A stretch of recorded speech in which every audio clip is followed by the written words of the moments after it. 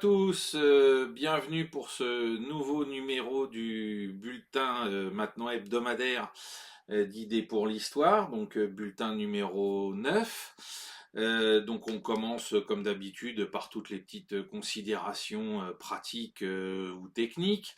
Alors pour cet épisode, on va tout d'abord commencer par remercier tous ceux qui se sont donné la peine de contribuer à l'avenir de cette chaîne en faisant un don via PayPal au cours de ces derniers jours, hein. Je vous en remercie vraiment, mais du fond du cœur, parce qu'on va vraiment pouvoir acquérir du matériel pour faire les extérieurs à partir du mois de janvier de manière très professionnelle. Hein, c'est un bel effort de votre part et qui va vraiment me permettre d'avoir des moyens intéressants à disposition. Donc encore une fois un grand merci et puis n'hésitez pas à continuer à contribuer pour ceux qui découvrent la chaîne, hein, ou pour ceux qui ont les moyens. J'ai certaines personnes qui m'envoient des messages en me disant on attend un petit peu pour avoir des économies ou ce genre de choses pour pouvoir contribuer. Donc rien ne presse, hein, bien sûr, et puis surtout vous donnez ce que vous pouvez. Hein, ceux qui peuvent beaucoup, eh ben, n'hésitez pas, il y en a certains qui l'ont déjà fait, et ceux qui peuvent modestement, toutes les contributions sont bonnes à prendre, hein, pour pouvoir lancer des campagnes de publicité via YouTube ou ce genre de choses pour éviter justement d'avoir des publicités qui viendraient polluer le contenu de cette chaîne, etc. Donc il n'y a pas de petite contribution au sens de ce que ça peut apporter pour nous faire connaître. Voilà, donc je vous remercie beaucoup. Je vous remercie également pour tous ceux qui sont dans les nouveaux abonnés, hein, qui ont découvert la chaîne et qui se sont abonnés. On est à plus de 50 nouveaux abonnés depuis la semaine dernière, donc encore une fois, bravo, merci. Et il faut continuer, hein, donc le pouce bleu, le partage, l'abonnement, hein, une fois encore, pour qu'on atteigne bientôt les 1000 abonnés. Hein. Ce serait pas mal de faire ça pour démarrer le mois de novembre avec cette vidéo. Et puis vous remercier aussi pour un autre phénomène, alors qui est euh, qui est un peu en décalé entre guillemets dans le temps, mais j'ai appris au cours de la semaine que la deuxième édition, le deuxième tirage de mon ouvrage sur Mariupol était épuisé en version papier. Alors vous pourrez encore le trouver sur les formats informatiques, Kindle, etc. Hein. Je crois qu'il y en a encore un autre, le nom m'échappe parce que je crois que c'est le système natif de la Fnac ou sur Google Book aussi, je sais qu'il est disponible. En tout cas, voilà, je vous remercie pour tous ceux qui ont fait confiance à ce livre depuis le mois d'octobre l'année dernière. Hein. En un an, on en est donc en version papier à 1000 exemplaires vendus, ce qui est tout à fait remarquable dans le domaine de l'histoire immédiate ou de l'histoire militaire en général. Qui plus est, contre vents et marées, vous le savez pour nombre d'entre vous qui m'avaient suivi au moment des vidéos sur Vue du droit avec Régis de Castelnau. Hein, c'est un livre qui a été publié avec beaucoup de courage par mon éditeur et qui a rencontré alors certes un succès auprès des lecteurs, mais qui en termes de publicité, en termes on va dire oui, de publicité sous toutes ses formes, a été vraiment barré par tous les grands médias. Hein. Il n'y a que Omerta qui a eu la gentillesse de faire une très belle recension parmi, on va dire, les médias grand public ou les médias officiels. Mais à part ça, personne n'a voulu s'en emparer parce que, bien évidemment, j'étais taxé de pro-russe, de vatnik, d'agents soviétiques cachés, dormants, enfin que sais-je. Hein, mais en tout cas, vous, les lecteurs, vous avez su me donner entre guillemets raison en l'achetant de manière massive, hein, puisque en plus à ces ventes de la version papier s'ajoutent des ventes déjà à l'époque sur les supports informatiques, Kindle et autres, hein, les supports virtuels. Donc je vous remercie vraiment du fond du cœur parce que ça signifie que le travail que j'ai fait est au rendez-vous de l'investissement que j'ai mis pour le créer. Hein. Il a fallu travailler dans des délais qui étaient très courts, avec des ressources qui étaient limitées. Elles le sont d'ailleurs encore aujourd'hui, parce qu'à part le témoignage de combattants ou de civils, il n'y a rien de nouveau qui permet de faire non pas un deuxième tirage, mais une deuxième édition augmentée. J'espère qu'un jour j'aurai la possibilité de faire ce travail. En tout cas, voilà, je vous remercie vraiment du fond du cœur, parce que on se dit, malgré la tempête, malgré ce qu'on a essuyé à l'époque de la part de tous les petits télégraphistes de la propagande de Kiev ou de l'OTAN, eh bien la qualité a permis de faire vendre cet ouvrage, et vous pouvez encore donc continuer de l'acheter. Je pense que les éditions Caractère ne referont pas un troisième tirage, mais voilà, c'est un livre qui a bien vécu dans sa version papier et qui peut encore bien vivre dans sa version informatique. Donc un très grand merci à vous.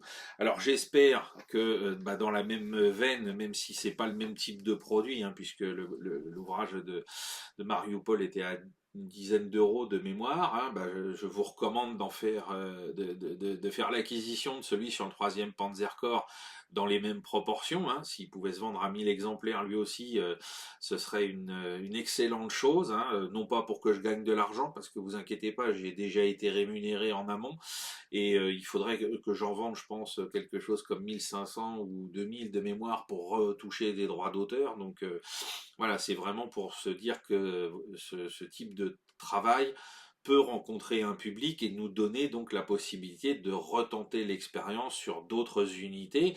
Il y aura bien sûr le livre sur la bataille des Ardennes dans ce format-là, hein, donc comme je l'ai déjà montré, hein, richement illustré, richement cartographié, avec une maquette de qualité, des pages en papier glacé, couverture cartonnée, etc. Ce sera donc le même type d'ouvrage pour la bataille des Ardennes, mais peut-être que si celui-ci se vend voilà, à plus de 1000 exemplaires, peut-être même plus de 1500 exemplaires, on arrivera avec Yanis Kadari à se dire que ça vaut la peine de faire ce genre de travail sur d'autres unités, parce que la documentation, bien sûr, les sources, comme on dit, existent. Hein, on a déjà évoqué d'autres unités de la Wehrmacht, notamment la division Hermann Göring avec Yanis Kadari, parce qu'on a beaucoup de documentation dessus, beaucoup de sources, qu'elle a un parcours assez atypique, ou la Grosse Deutschland, qui elle aussi a un parcours assez particulier. Donc voilà, ça pourrait être un moyen de se convaincre que ce type de produit a un public, si celui-ci se vend dans de très bonnes proportions, comme le Mariupol. Donc vous n'hésitez pas, hein, comme d'habitude, le lien pour l'acheter est dans la description de cette vidéo, comme des précédentes. Voilà. Alors, au chapitre, parce que je pense que ça peut être aussi intéressant de faire ce genre de choses dans nos émissions hebdomadaires, au chapitre des sorties de livres qui, moi, ont retenu mon attention ou qu'on m'a envoyé, je tiens à vous signaler, je l'avais reçu juste avant l'émission la semaine dernière, donc j'avais pas eu le temps d'en parler, mais alors cet ouvrage, hein, l'infographie de l'Empire napoléonien. Parmi les rédacteurs, je salue mon vieux camarade de Frédéric Bay, hein, amateur comme moi de wargame, alors surtout lui de la période napoléonienne et antique, avec lequel j'ai commis un jeu sur la bataille de Denain il y a plus de 20 ans maintenant pour Vaevictis. Hein, c'est avec Vaevictis et autour de Théophile Monnier qu'on s'est rencontré avec Fred, qui partage aussi avec moi un intérêt marqué pour le football américain professionnel. Hein. Je salue ces Kansas City Chiefs au passage. Voilà, et donc je vous recommande l'achat de cet ouvrage, parce que donc c'est dans la série des livres sur les infographies qui ont fait des beaux succès de librairie ces dernières années. Hein. Vous voyez, c'est richement illustré, et c'est une autre manière, hein, d'aborder l'histoire. Je crois que le premier volume de cette série était consacrée à la Seconde Guerre mondiale. Il y avait à l'époque, dans celui-là, mon ami Vincent Bernard, le spécialiste de la guerre de sécession, et puis toujours mon ami Nicolas, qui lui est à la baguette au niveau de tout ce qui est graphisme. Donc je vous recommande, hein, cet ouvrage. Vous en avez pour 29 euros. Comme pour le livre sur le troisième Panzerkorps, la période de Noël arrive, c'est le moment d'acquérir ce genre d'ouvrage ou de les offrir aux gens autour de vous qui sont passionnés d'histoire militaire de cette période-là, parce que c'est vraiment des ouvrages qui deviennent incontournables et qui sont une nouvelle forme d'approche de l'histoire militaire qui vaut vraiment le détour. Voilà, donc l'infographie de l'Empire napoléonien, c'est comme d'habitude chez Passé Composé, hein, qui est devenu la maison d'édition en histoire militaire aujourd'hui en France. Voilà. Autre petite trouvaille, alors j'ai que le tome 1 sous la main, le tome 2 va arriver par la poste demain. La guerre dans le désert, la guerre blindée dans le désert, hein, donc c'est sorti chez Osprey, hein, deux tomes là encore avec couverture cartonnée, papier glacé, richement illustré, etc. Ça c'est une acquisition de ma part parce que à la fois pour mes travaux, mais aussi pour mes passions de joueurs d'histoire militaire, enfin de jeux d'histoire militaire, de wargame, c'est intéressant d'avoir ce type de volume pour notamment pouvoir créer des scénarios. Donc voilà, je vous le recommande, hein, c'est en 2 tomes. Alors, comme tous les livres anglo-saxons, c'est assez onéreux, hein, faut reconnaître. Chaque volume coûte entre 40 et 43 euros en fonction de l'endroit où vous le commandez, mais ça vaut vraiment le détour. Et puis bon, c'est du Robert Forsyth, hein, faut pas oublier l'auteur, qui est un des grands auteurs anglo-saxons sur le second conflit mondial. Donc je ne peux que vous le recommander. Vous en avez pour plus de 300 pages avec des ordres de bataille, des indications techniques. Et puis, bah, comme chez nous, au niveau de caractère, hein, vous avez bien sûr de l'icono, de la cartographie. Oh, attention, parce que là, ça bouge un peu sur la mise au point de la caméra. Voilà. Donc, ça vaut vraiment le détour. Je vous le recommande là encore vivement si vous êtes anglophone, hein, bien sûr. Pour les fêtes de fin d'année, c'est une référence supplémentaire. Dernier point, puis ça va être le moyen d'aborder notre sujet. Donc, comme évoqué la semaine dernière, hein, vous avez toujours le ligne de front, hein, qui est donc en kiosque maintenant depuis 15 jours, le ligne de front numéro 105. Et aujourd'hui, nous allons parler du gros article. Hein, l'autre jour, je ne savais pas très bien comment le présenter, du gros article sur la guerre sino-japonaise. On a parlé de l'Auftrag-Taktik la semaine dernière, et donc là on va parler de cet aspect-là, parce que c'est donc un des aspects à mes yeux les plus importants de l'historiographie d'aujourd'hui de la Seconde Guerre mondiale, parce qu'on est souvent ethnocentré, nous Européens ou Occidentaux en général, sur la guerre en Europe, hein, bien évidemment, ou comme là on vient de l'évoquer, la guerre en Afrique du Nord. Mais alors le front pacifique, c'est très lointain. Les gens de ma génération y ont été sensibilisés d'une manière un petit peu détournée via la fameuse série des têtes brûlées sur les aventures de Papy Boyington et de son escadrille de corsaires.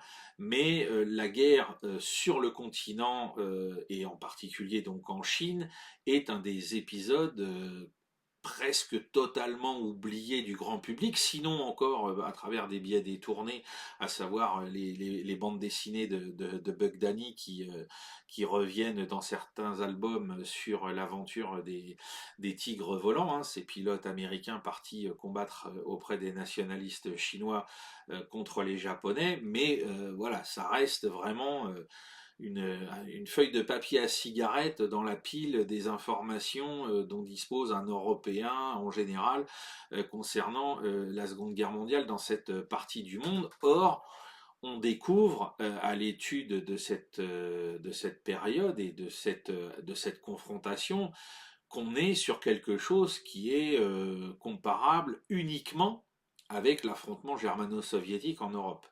C'est-à-dire que à la fois en termes d'espace, hein, puisque bien évidemment donc la Chine est un pays qui est immense, on a des espaces qui sont l'équivalent de l'Europe de l'Ouest pour le déroulement des opérations, et on va avoir, puisque cet affrontement a commencé dès 1937, on va avoir des pertes qui vont être colossales, puisque ça va donc durer 2 ans de plus que la Seconde Guerre mondiale, et surtout, on va avoir des combats qui vont se dérouler avec une sauvagerie et avec une absence, on pourrait dire quelque part, d'humanité de part et d'autre qui va être absolument, pour nous Européens, extraordinaire dans le mauvais sens du terme. Hein, c'est-à-dire que on va avoir notamment de la part des Japonais dès le début de cet affrontement en 1937 le fameux épisode qui là encore est un petit peu connu en Europe, qui est le sac de Nankin, ou le viol de Nankin selon la terminologie qu'on emploiera. Mais on ne se rend pas compte de l'impact de ce combat, enfin de cette guerre, dans l'ensemble du rapport de force de la Seconde Guerre mondiale dans cette zone. C'est-à-dire que, bon, effectivement, l'armée américaine, les Marines, l'US Navy ont joué un rôle déterminant dans la victoire dans le Pacifique, y compris dans la reconquête d'archipels comme les Philippines, qui sont géographiquement très importants, avec une densité de population, etc. Mais on oublie que voilà, le Japon a agressé dès l'été 1937 la Chine, dont il occupait déjà une partie du territoire.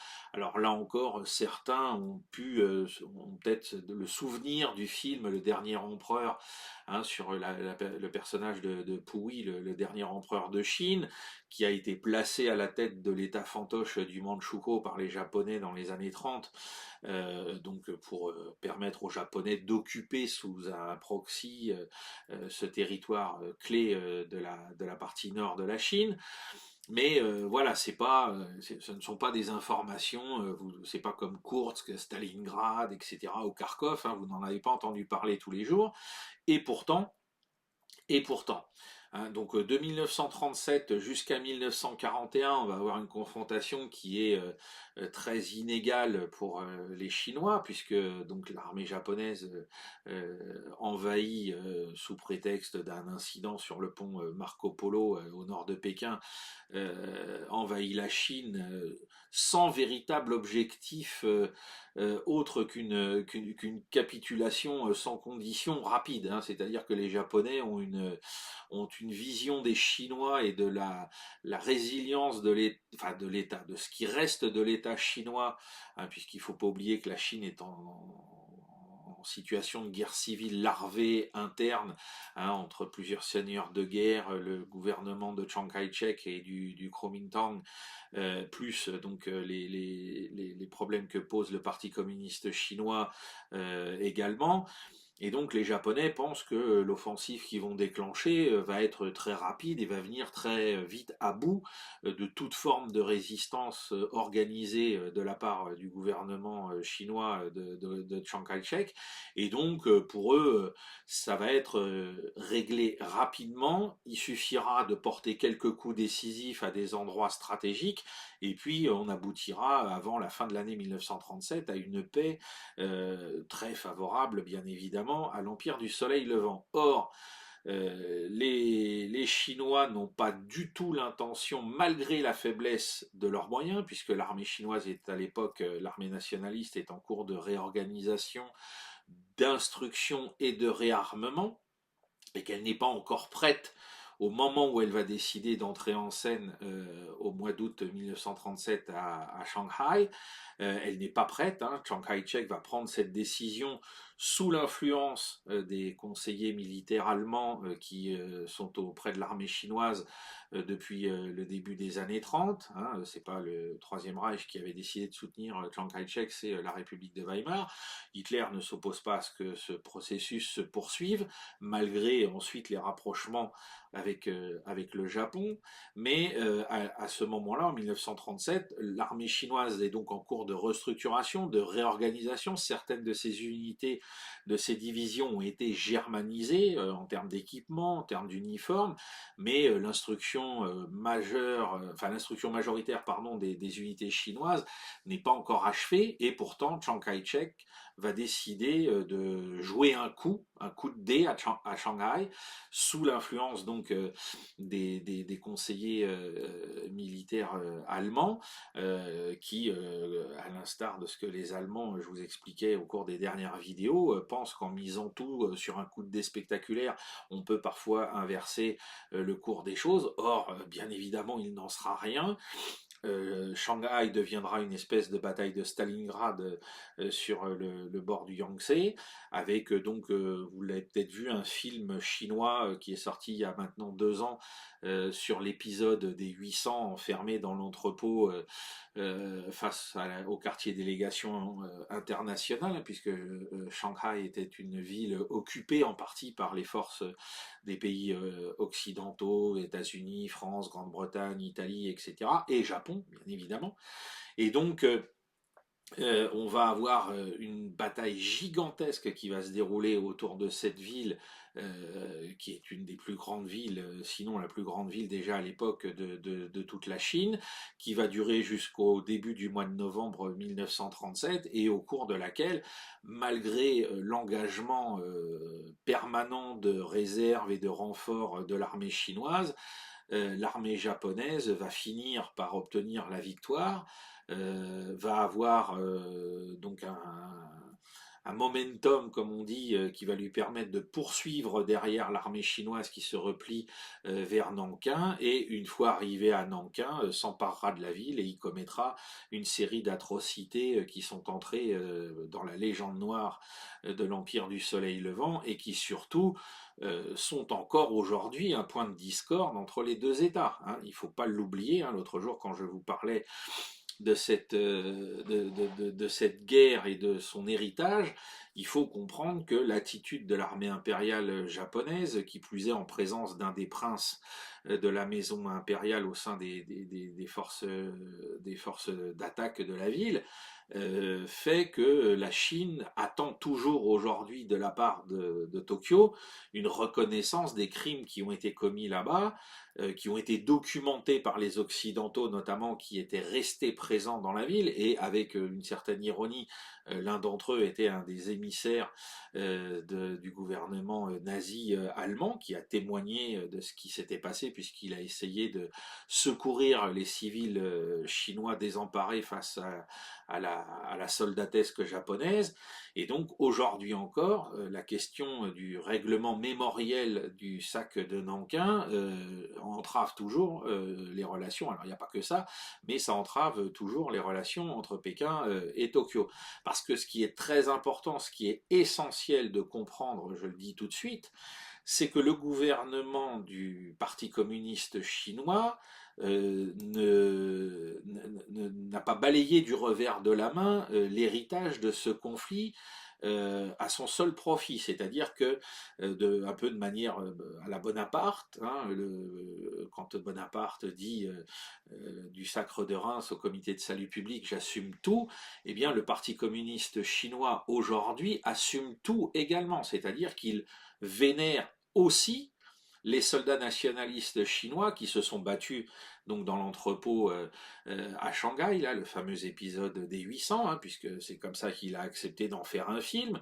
Et aujourd'hui, cet entrepôt est transformé un peu en tout cas en partie en musée, et il y a des stèles avec des hommages aux soldats nationalistes chinois qui sont tombés à l'intérieur en résistant à l'armée japonaise.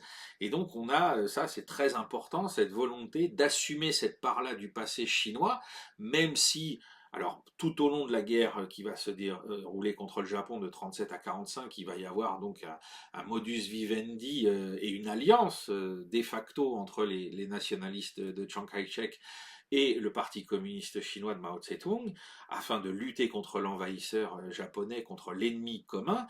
Mais malgré la guerre civile qui reprendra après, malgré donc la victoire du Parti communiste, l'exil de Chiang Kai-shek à Taïwan, etc., le Parti communiste chinois aujourd'hui revendique un héritage global de cette guerre contre l'envahisseur commun, et continue de célébrer donc la mémoire des combattants nationalistes contre l'Empire du Soleil Levant. Donc la double victoire de Shanghai et de Nankin en 1937 va laisser croire au gouvernement japonais, qui est poussé par les militaires, hein, c'est-à-dire que le gouvernement japonais n'est pas très favorable déjà à l'expansion des opérations dans la vallée du Yangtze depuis Shanghai. Hein, c'est les militaires qui lui forcent la main pour tenter donc de détruire, puisque la bataille de Shanghai n'a pas permis aux Chinois de porter un coup décisif, mais elle ne permet pas non plus finalement aux Japonais de porter à leur tour un coup décisif, ni la victoire de Nankin. Et donc on va rentrer dans une guerre beaucoup plus longue que prévue par les deux camps. Et globalement, jusqu'en 1941, vous vous doutez bien pourquoi 1941, à partir du moment où le Japon va s'attaquer à la fin de l'année aux États-Unis et à la Grande-Bretagne, pardon, c'est que l'armée nationaliste chinoise et les troupes du Parti communiste chinois vont se retrouver en difficulté face à la machine de guerre japonaise, bien plus aguerrie que la leur, mais vont bénéficier, un peu comme les soviétiques entre 41 et 43, de la profondeur stratégique que leur offre la Chine pour pouvoir, entre guillemets, diluer la puissance japonaise à travers les espaces gigantesque et peu, on va dire, maillé par des réseaux de transport autres que le chemin de fer. Hein, on va avoir des campagnes militaires de 1938 à 1941 inclus, où les Japonais vont tenter à plusieurs reprises de s'emparer de la capitale provinciale dans laquelle l'armée chinoise et Chiang Kai-shek se sont réfugiés, enfin ont réfugié le haut commandement et le gouvernement afin de pouvoir continuer d'assurer leur mission. Mais à chaque fois, les Japonais ne parviennent pas à aboutir parce que les forces chinoises peuvent offrir une résistance plus ou moins importante, porter des coups plus ou moins importants. L'armée donc nationaliste est parfois secondée par des offensives qui sont déclenchées notamment sur les arrières par les troupes du Parti communiste. Et quand je dis sur les arrières, c'est sur les arrières parfois lointains dans le nord, où les forces du Parti communiste, à travers des actions de guérilla, viennent gêner à la fois la production industrielle, mais aussi bien évidemment toute la chaîne logistique de l'armée nippone. Et donc toutes les opérations inflige des pertes importantes à l'armée chinoise, mais de l'autre côté, l'armée japonaise, elle aussi, encaisse des pertes, et notamment des pertes qui sont liées à l'attrition faute de logistique, parce que c'est vraiment le point le plus faible de l'armée japonaise tout au long de, de cet affrontement, hein. C'est-à-dire que de 1937 à 1945, la logistique de l'armée nippone en Chine est une véritable catastrophe. Hein, ça pourrait être un sujet d'étude à part, mais l'armée chinoise est absolument incapable de fournir correctement ses unités, à la fois d'abord bien évidemment en munitions et puis surtout en nourriture. C'est-à-dire que là c'est vraiment, et puis en médicaments, etc. Alors qu'on est sur des terrains où la malaria est à l'œuvre dans de nombreuses régions, et où il faut avoir une alimentation saine et solide et régulière, et que la météo aussi pose des difficultés avec les périodes de mousson, etc. Et donc l'armée japonaise est livrée dans de nombreuses circonstances à une seule solution, qui est terrible parce que c'est entre autres à cause de ça que les pertes au sein de la population chinoise à la fin du conflit vont être terribles, c'est-à-dire qu'elle va vivre sur le pays comme une armée, on va dire, de la fin du XVIIIe, début du XIXe siècle, et avec toutes les exactions qui vont avec. C'est-à-dire que les soldats japonais vont pas se contenter de venir piller la partie grenier des villages ou des villes chinoises, mais ils vont aussi exécuter les paysans, violer à tour de bras, etc. Donc on va avoir quelque chose d'absolument horrible, catastrophique, non seulement pour, alors bien évidemment l'armée chinoise, bah, elle aussi, ça la prive d'une partie de ses ressources, mais elle bénéficie quand même donc d'une profondeur stratégique qui compense, hein, plus une partie d'aide des pays alliés. Et de l'autre côté, on a une armée japonaise qui souffre des pertes au combat, parce que les combats sont toujours terribles, même si dans le calcul de chaque bataille, c'est toujours les Chinois qui perdent plus de monde. Mais donc elle perd des hommes au combat, et elle perd des hommes liés à cette attrition, liée à une logistique défaillante. J'insiste aussi, dans ces pertes, on a des blessés qui succombent faute de pouvoir être évacués et soignés dans de bonnes conditions. Alors, il faut voir qu'il y a un élément extérieur qui est très important dans l'équilibre des forces jusqu'en 1941, qui est là de manière un peu fantomatique derrière tout ça, c'est l'URSS. Hein. C'est-à-dire que donc les divisions de l'armée de terre de la Chine nationaliste étaient soutenues par donc l'Allemagne, on vient de l'évoquer, mais on avait donc des pilotes de l'armée de l'air, des VVS soviétiques qui venaient également se battre dans l'armée de l'air chinoise, l'armée nationaliste. Hein, donc c'est assez intéressant. C'est-à-dire que le gouvernement soviétique n'a pas envoyé des aviateurs auprès de Mao Tse-tung pour soutenir le Parti communiste chinois, il a accepté d'envoyer des volontaires, simultanément d'ailleurs à ce qui se passait en Espagne, hein, puisqu'on est en 37, 38, c'est-à-dire qu'on a des pilotes soviétiques qui, entre guillemets, pouvaient aller soit se battre en Espagne aux côtés de la République espagnole, soit aux côtés donc des troupes nationalistes chinoises sur le front chinois. Et en même temps, les Japonais ont été aussi restreints dans les capacités d'investir quasiment en faisant tapis tous leurs moyens terrestres en Chine jusqu'en 1939, sur les 2 premières années de la guerre, à cause de la présence de la menace soviétique au nord donc de la Mandchourie. On sait qu'en 1939, au mois d'août, la chose s'est réglée quand Zhukov a défait l'armée japonaise autour de Nomohan, hein, ou la bataille d'Akhalkhingol, hein, vous l'appelez comme vous voulez, hein, il y a un très bon livre de Jacques Sapir qui traite de cette bataille, en français, très, très intéressant, et jusqu'à ce moment-là, les Japonais hésitent, et même après le traité de non-agression qui est signé entre l'URSS et le Japon en septembre ou octobre 1939, j'ai un petit trou de mémoire sur le mois exact, les Japonais ne sont jamais, entre guillemets, tranquilles jusqu'en juin 1941, hein, c'est-à-dire que pendant toute l'année 1940 et la première moitié de 1941, malgré ce traité, ils sont obligés de conserver une armée importante au nord, en Mandchourie, face à l'Union soviétique, parce que ils savent qu'à tout moment, si Staline décide de relancer les opérations militaires, alors même s'il y a la guerre de Finlande ou ce genre de choses, avec Staline, on ne sait jamais. Hein, donc c'est un frein aux opérations, enfin en tout cas l'investissement massif des troupes terrestres japonaises.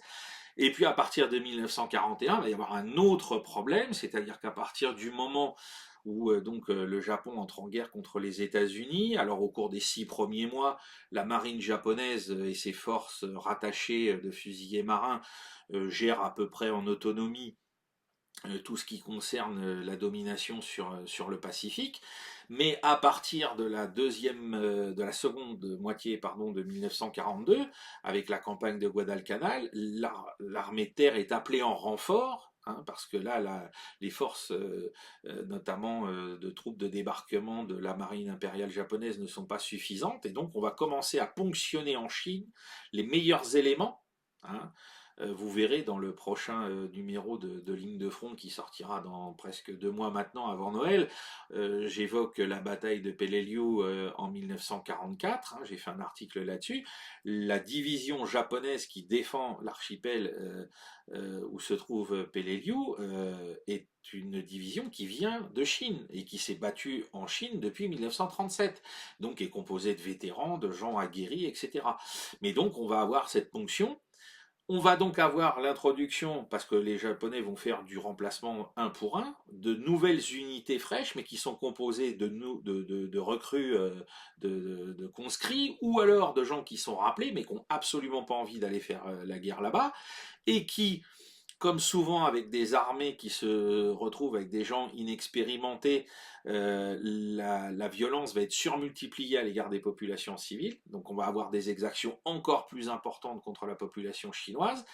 Et du côté stratégique, on va rester dans cette espèce de match nul permanent. Les Japonais vont expérimenter quelque chose, et ce dès 1938-39, qui est assez intéressant à souligner, parce que on se rend compte qu'il aurait pu servir aux Occidentaux ou aux Allemands comme leçon avant le début de la Seconde Guerre mondiale en Europe, qui est le bombardement stratégique des grandes villes chinoises et de la capitale déplacée.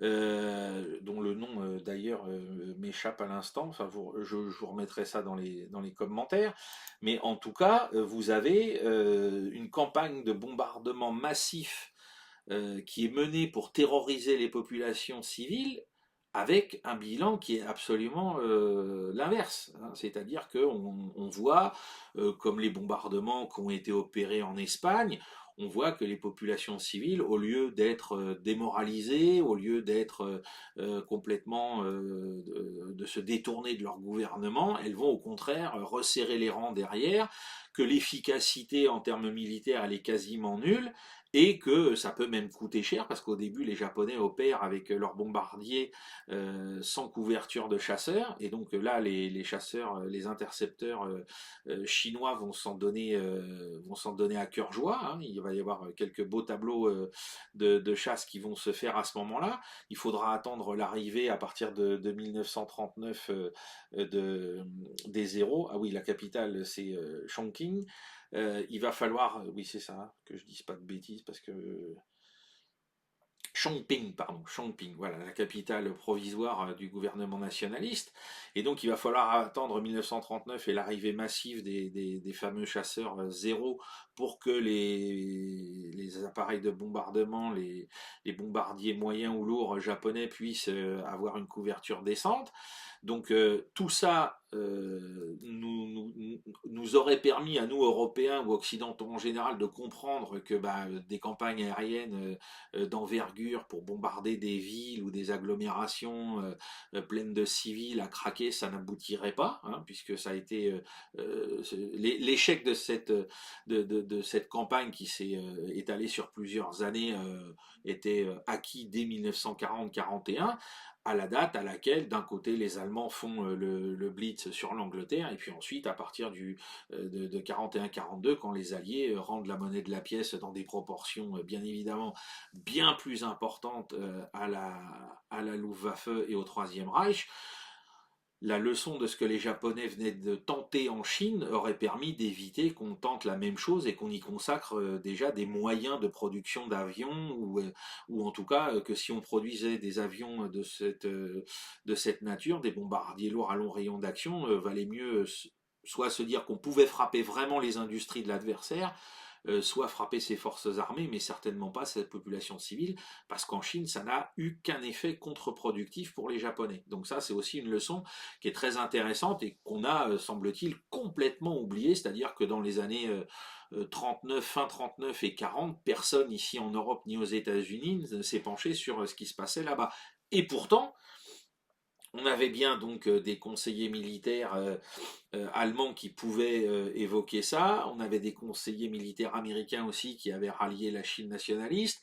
On avait des conseillers soviétiques ou des pilotes soviétiques.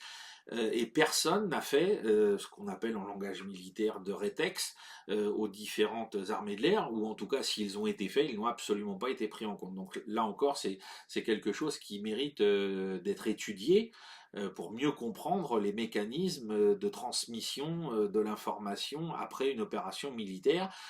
D'abord, bien évidemment, au sein, on va dire, d'un ensemble géographique, mais aussi vers d'autres ensembles quand on a des observateurs qui peuvent le faire. C'est pas la première fois, hein, puisque moi, comme je l'ai constaté en faisant mes travaux pendant plusieurs années sur la Grande Guerre, toutes les observations qui avaient été faites par des observateurs militaires occidentaux pendant la guerre russo-japonaise de 1904-1905, la majorité de ce qu'ils avaient rapporté, alors ils avaient fait leur travail, mais la majorité de ce travail avait été tout simplement ignorée par les états-majors pour lesquels ils travaillaient. Donc là, c'est probablement encore quelque chose qui ressort du même phénomène, malheureusement. Voilà, comme quoi aujourd'hui, à l'heure de la mondialisation, il faut vraiment être très vigilant sur la façon dont on peut tirer des leçons de conflits qui se passent à l'autre bout du monde et ne pas simplement rester dans nos œillères ethnocentrées. Donc à partir de 1941, les campagnes se poursuivent, hein, parce que les Japonais continuent, le commandement militaire japonais en Chine ne démord pas de l'idée qu'il va réussir à atteindre cette capitale Ping et à s'en emparer et à détruire donc le berceau, le dernier berceau de résistance du gouvernement nationaliste. Pourquoi pas même s'emparer de Chiang Kai-shek et de son état-major, mais malheureusement, eh bien, à chaque fois, profitant de cette profondeur stratégique, l'armée chinoise, en payant un prix très élevé, parvient sans arrêt à empêcher cet ultime assaut d'avoir lieu et à user suffisamment les divisions japonaises qui sont jetées dans la bataille au point qu'elles ne peuvent pas porter le coup décisif et surtout parce que les Japonais donc sont en tension au niveau des effectifs par rapport à ce qui se passe dans le Pacifique, les Japonais n'ont jamais de réserve stratégique à engager alors qu'ils viennent de vaincre le premier réseau, on va dire, de résistance de l'armée chinoise. Donc c'est un puits sans fond.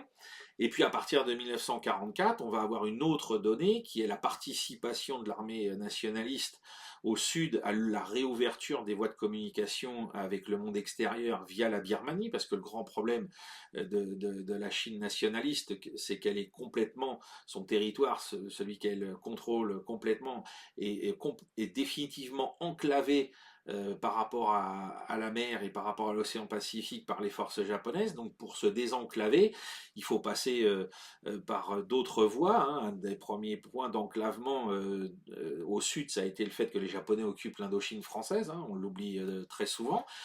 Hein, donc l'aide pouvait transiter via l'Union soviétique notamment.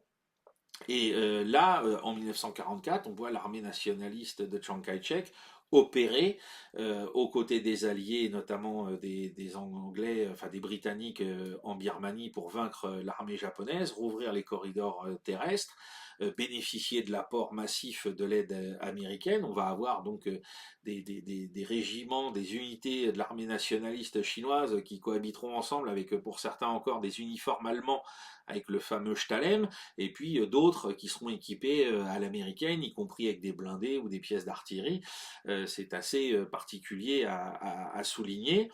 Et puis, bon, bien évidemment, à partir de l'année 1945, on va avoir une reconquête très limitée, hein, parce que très difficile. Il faut bien comprendre que la Chine, malgré sa taille, hein, c'est comme l'Union soviétique à la même époque, le réseau routier goudronné ou macadamé est très limité, tout passe par le chemin de fer, donc vous faites... alors bien évidemment, les Japonais s'évertuent à contrôler les voies ferrées, hein, c'est un de leurs premiers points de déploiement de leurs troupes. Hein. Ils utilisent d'ailleurs beaucoup les unités des seigneurs de la guerre qui ont décidé de pactiser avec eux. Hein. Vous avez beaucoup de Chinois qui vont être des auxiliaires, des troupes auxiliaires de l'Empire japonais et qui auront pour principale mission la gestion justement de tout cet arrière-pays. À la fois la mise en coupe réglée de l'agriculture, des industries, et puis aussi le contrôle des voies de communication. Alors là encore, ce sont des unités qui, en termes de discipline et de comportement avec la population dont ils sont pourtant issus, puisqu'ils sont chinois, vont pas du tout être bonnes et vont encore un peu plus ternir le bilan définitif de cette guerre. Et le vrai dernier grand coup qui est porté à l'armée chinoise, à l'armée japonaise pardon d'occupation, c'est l'armée rouge qui va lui porter à partir du 9 août 1945 en pénétrant, comme on le sait, en Mandchourie. Hein. Je vous invite là encore à lire le même livre de Jacques Sapir, hein, puisqu'il a écrit sur les deux phases, celle de 30, enfin les deux batailles, celle de 1939 et celle de 1945. J'ai commis moi il y a quelques années un petit article dans Ligne de front pour expliquer les débarquements sur les îles, notamment Kuril, au nord de l'archipel japonais par les forces soviétiques. Mais donc voilà, le grand dernier coup porté à l'armée chinoise, à l'armée japonaise, excusez-moi, à l'armée japonaise d'occupation en Chine, c'est l'armée rouge qui va le porter, donc tout à la fin de la Seconde Guerre mondiale. Et donc en 1945, le 2 septembre, quand le conflit s'arrête enfin, on est sur quelque chose, je me permets de prendre les chiffres, vous les retrouverez dans l'article, mais sur quelque chose, donc comme je vous le disais en introduction, qui est du niveau de la guerre germano-soviétique en termes de pertes, puisque, alors, les problèmes de comptabilité dans un État failli comme l'était le gouvernement républicain chinois nationaliste avant la guerre, font qu'il est très difficile d'avoir des chiffres précis. hein, aussi précis que ceux qu'on peut avoir sur les pertes en Europe, mais on estime qu'environ 10 millions de soldats chinois ont été tués entre 1937 et 1945. 10 millions. C'est-à-dire que les estimations globales des pertes de la Seconde Guerre mondiale, civiles et militaires confondues, c'est 60 millions. Ça veut dire que, rapporté à la Chine, l'armée chinoise, à elle seule, ça représente un sixième de ses pertes. Alors même si quelques-uns voudraient couper en disant ah ben non mais de 37 à 39 c'est pas encore la Seconde Guerre mondiale, aller l'expliquer à des Chinois, je pense qu'ils l'apprécieraient peu. Hein, ça, pas, voilà. Et alors ça c'est pour les militaires, les combattants, mais alors on estime que la population civile a été amputée de 20 millions d'habitants.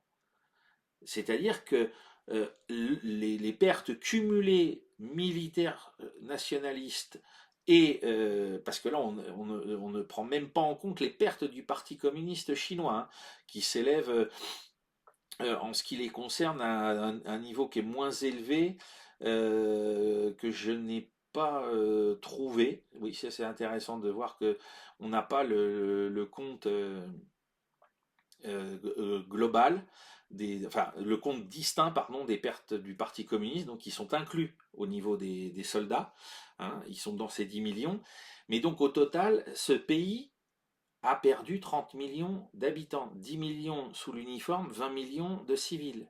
Hein, même si ce sont des estimations, comme on dit, à la louche, rapportées donc aux 60 millions de morts de la Seconde Guerre mondiale, si vous faites ensuite l'addition avec les 25 à 28 millions de soviétiques qui ont été tués, rendez-vous compte au niveau symbolique et au niveau historiographique de ce que valent les affirmations à grands coups de films hollywoodiens, de séries, ou de discours, ou autrefois quand j'étais enfant de chansons, qui nous disent si les ricains n'étaient pas là, hein, et si l'armée américaine n'avait pas été là. C'est-à-dire que les pertes cumulées de la Chine et de l'Union soviétique dans la Seconde Guerre mondiale, ça représente donc quelque chose qui tourne autour, allez, on va dire de 55 millions d'hommes et de femmes et d'enfants qui ont été sacrifiés pour vaincre à la fois le national-socialisme et l'impérialisme nationaliste japonais. Voilà. Donc c'est tout à fait saisissant de voir que un tel sacrifice a été consenti par le peuple chinois dans son ensemble, hein, forces nationalistes et forces communistes confondues, et que dans notre conscience collective au niveau de l'humanité, et nous occidentaux en particulier, nous n'en avons absolument pas conscience, nous n'en avons pas connaissance, et donc du coup nous n'en avons pas conscience de ce que ça représente. Et donc on n'a pas du tout conscience, par voie de conséquence, de ce que représente aujourd'hui pour un Chinois moyen, donc puisque là on parle de leurs grands-parents. Hein. Moi, mes grands-parents, donc j'ai 52 ans, mes grands-parents ont vécu la Seconde Guerre mondiale. Mon grand-père maternel a été combattant, il a été prisonnier, il a été résistant. Donc ça veut dire que pour tous les Chinois qui ont à peu près mon âge aujourd'hui, et ils doivent être plusieurs centaines de millions, ils ont un parent qui a été victime de cette guerre.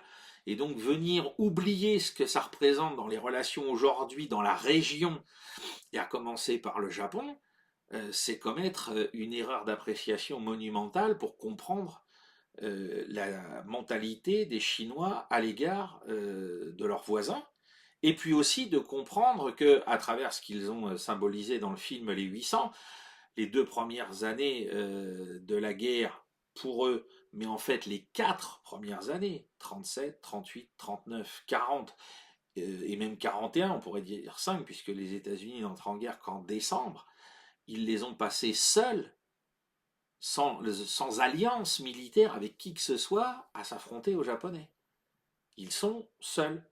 Et dans le film, il le symbolise très bien, je vous invite à le voir, hein, où les Occidentaux, délégation hein, internationale à Shanghai, assistent à la bataille de l'entrepôt sans rien faire. Sinon, en internant les soldats chinois qui réussissent à fuir à l'intérieur de la légation. Donc voilà, donc la Chine a une conscience de son sacrifice qu'il ne faut pas oublier. Et nous, Français, comme je viens de le rappeler, il ne faut pas oublier le rôle que la capitulation de Vichy face aux demandes japonaises au sujet de l'Indochine a eu pour conséquence de couper la grande partie des voies de communication des nationalistes chinois avec le sud de leur pays. Donc c'est pas simple, on n'est pas simplement des observateurs lointains de cette histoire. Hein, le fait d'avoir à l'époque l'Indochine sous la domination française nous inclut dans cette guerre, nous inclut dans ce conflit, dans cette partie du monde. Hein, on n'y est pas étranger. Voilà. Donc il faut bien revisiter ce conflit, il faut bien en mesurer l'ampleur hein, dans la victoire globale des forces démocratiques et progressistes vis-à-vis des forces nazies ici en Europe et puis militaristes et nationalistes comme l'était l'Empire japonais à l'époque, bien mesurer les souffrances de la population civile qui dépassent l'entendement et qui donc ne subissent une comparaison possible qu'avec celle de l'Union soviétique, hein, et s'interroger donc un petit peu sur ce qui s'est passé pour nous, Européens de l'Ouest, Français, Américains, Britanniques, par rapport à l'ampleur de la Seconde Guerre mondiale. Hein, retrouver la juste place dans les proportions entre ce que ces gens-là ont subi, ce que ces gens-là ont sacrifié par rapport à nous. Ça ne veut pas dire qu'on n'a rien fait, mais ça veut dire que ce qui leur est arrivé est quelque chose qui mérite toute notre attention aujourd'hui et qui mérite toute notre compréhension pour appréhender la Chine autrement qu'à travers des anathèmes comme ceux qu'on est capable de produire à l'endroit de la Russie depuis une vingtaine d'années maintenant. Hein, il est temps de se réveiller. Ça ne veut pas dire que la Chine doit avoir un blanc-seing pour devenir elle-même une puissance militariste impériale, mais ça veut dire qu'il faut comprendre son passé pour comprendre son rapport aux autres dans la région et son rapport avec nous aujourd'hui. Voilà. Donc je vous invite à lire ce dossier hein, sur la guerre sino-japonaise. Je m'excuse de ces petits trous de mémoire sur les noms, hein, mais cet article-là a été écrit fin juillet dernier et je suis en plein travail sur le prochain numéro de Ligne de Front, donc j'ai pas forcément toujours toutes les données qui se connectent au bon moment. Mais enfin voilà, vous lisez, vous achetez le Ligne de Front numéro 105 et puis vous aurez vraiment là tous les détails, etc. Et je vais mettre en lien aussi une petite annonce. Hein. Je vous avais parlé il y a quelques bulletins de cela, quelques semaines, d'un hors-série sur la guerre en milieu urbain. Donc là, ça y est, il est en précommande sur le site de Caractère. Donc vous aurez le lien. C'est un hors-série Ligne de Front. Il sort le 24 novembre. Si vous le précommandez, vous l'aurez à un meilleur tarif que si vous attendez sa sortie dans le commerce. Et dans ce numéro-là, il y aura deux évocations de la guerre sino-japonaise en détail, hein, deux chapitres, un sur la bataille de Shanghai et un autre sur une autre bataille en 1938 au cours de laquelle les Japonais ont subi un revers. Hein, je vous laisserai le plaisir de le découvrir. Donc n'hésitez pas à précommander dès maintenant. Et puis, j'allais oublier, parce qu'on était au chapitre des remerciements tout à l'heure et j'allais en oublier un. Je vous remercie de l'accueil que vous avez fait du numéro, non pas celui-là parce qu'il vient de sortir, mais du numéro 104 avec son dossier qui était consacré à comment percer le front en Normandie, parce qu'on a eu les retours de vente et semble-t-il c'est une très très belle réussite. Hein. C'est un des meilleurs numéros vendus ces derniers mois par Caractère pour Ligne de Front en tout cas. Donc bah, là encore, un grand merci à vous. Donc faites le même accueil à celui-là. Hein. Vous voyez, il y a des sujets encore une fois atypiques. Là au Strat Tactique, on en a parlé la semaine dernière et c'est complémentaire hein, de ce qu'on avait vu sur l'art opératif et la Blitzkrieg. Et puis donc là, la guerre sino-japonaise. Et je pense, pour en avoir discuté avec Yanis Kadari, qu'au-delà du hors-série, c'est un sujet que nous réaborderons dans des numéros à venir de Ligne de Front pour traiter de divers aspects, ou pas forcément de Ligne de Front, d'ailleurs aussi sur Aérojournal par rapport à ce qu'on on vient de voir sur la partie aérienne, hein, parce qu'il y a beaucoup de choses à dire entre voilà les volontaires soviétiques, les campagnes de bombardement japonaises. Donc voilà, c'est quelque chose dont vous réentendrez parler, bien sûr, je pense, dans Ligne de Front, mais pas que. Vous en entendrez aussi parler probablement dans d'autres magazines des éditions Caractère. Voilà, donc j'espère que ce sujet vous a intéressé, j'espère que cette vidéo vous a plu comme les précédentes. Je compte sur vous pour pouce bleu, partage, abonnement, hein, diffuser la bonne parole. Un petit coucou final à mes amis du musée de films France 40 Véhicules, hein. La semaine dernière, c'était le mug, cette fois-ci, c'est le t-shirt. Hein, ça va, je rentre encore, j'ai pris la bonne taille pour rentrer dedans.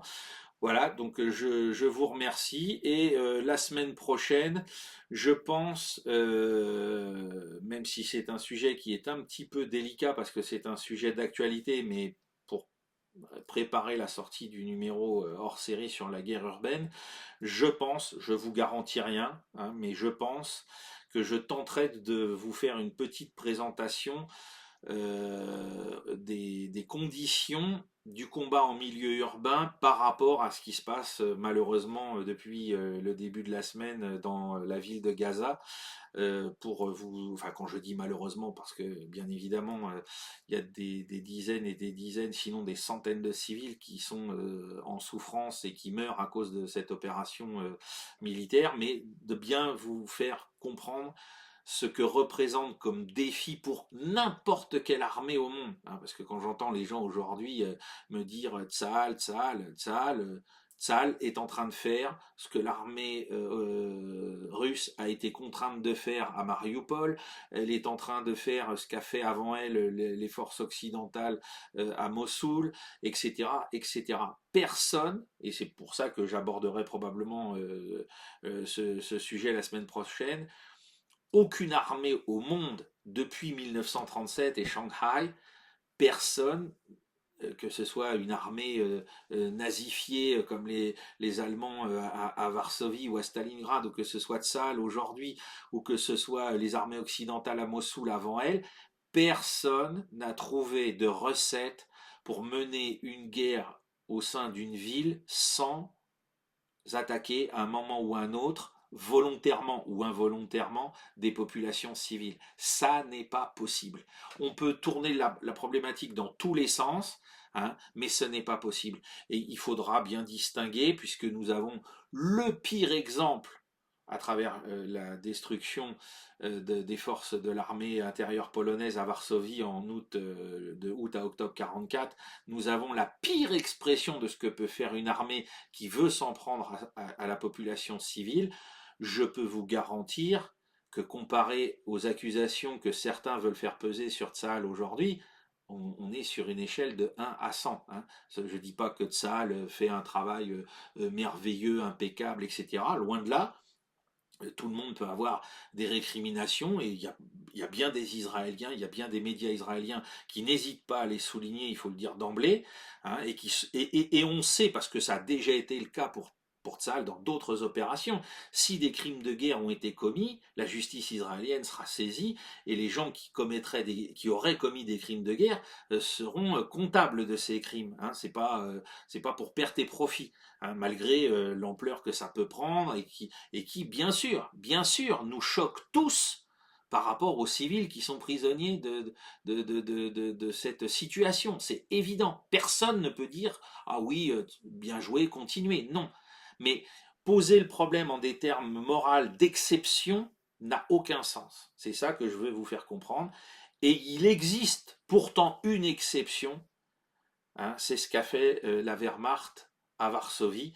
Alors dans le hors-série de ligne de front à sortir donc à la fin du mois, on a parlé de l'insurrection de l'armée intérieure polonaise en 1944.